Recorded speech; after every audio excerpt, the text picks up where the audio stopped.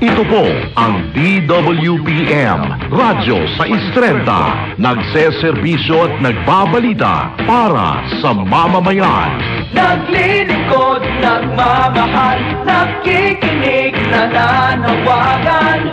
Radyo sa Istrenta, para sa mamamayan, para sa pamilya, anumang pangangailangan. Hey, hey! Radyo sa Istrenta, para sa mamamayan. Radyo sa Istrenta, Radyo sa Istrenta, ito ang himpilan para sa mamamayan. Radyo sa Istrenta.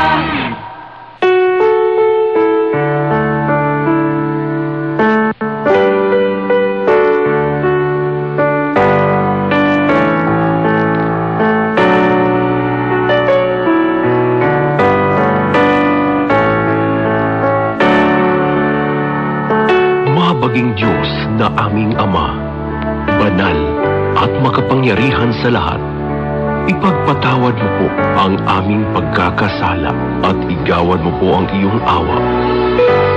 Minsan pa sa gabing ito, labis ang aming kagalakan at pagpapasalamat sa iyo sapagkat ipinagtagumpay mo ang araw na ito. Salamat sa mga taong inihalal mo upang makamit ang ikabubuti ng aming bayan. Salamat sa mga taong kasama namin sa tahanan upang mapanatili ang aming kagalakan. At higit sa lahat, maraming salamat po sa mga taong walang sawang nakikinig at sumusuporta sa bawat programa ng radyo serbisyo sa Istrenta. Naway ang iyong masaganang pagpapala, kapayapaan at pagkakaisa ang manaig sa aming puso at isipan. Naway ang iyong paglingap ay sumasa amin palagi at ang iyong pag-ibig ay magbibigay sa amin ng pag-asa at kapanatagan. Ito po ang aming samot dalangin sa pangalan ni Jesus at Haring darating. Amen.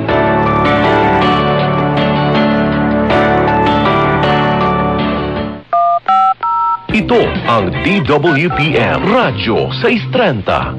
Isang komersyal na himpilan ng radyo na pinangangasiwaan ng Philippine Collective Media Corporation at pinahihintulutang sumahimpapawid ng National Telecommunications Commission sa 630 kHz bilang BSD-0235-2023 na may bisa hanggang Agosto ng kasalukuyang taon. DWPM Radyo sa Istrenta ay sumasailalim sa paggabay ng mga electronics engineers. Engineer John Achiles Dena, ECE license number 41724. Engineer James Rodney Santiago with BECE license number 0000684. Engineer Randy Hortaleza. Engineer Harold Daniel Bakiran with license number 006690. Engineer Neil Andro Laksamana with BECE license number 0000866. Engineer Joyner Pagulayan with ECE license number 41723. Engineer Gilbert Hineta with ECE license number 42437. DWPM Radyo sa Istrenta is now signing off. Mga kababayan, ang pambansang awit ng Pilipinas.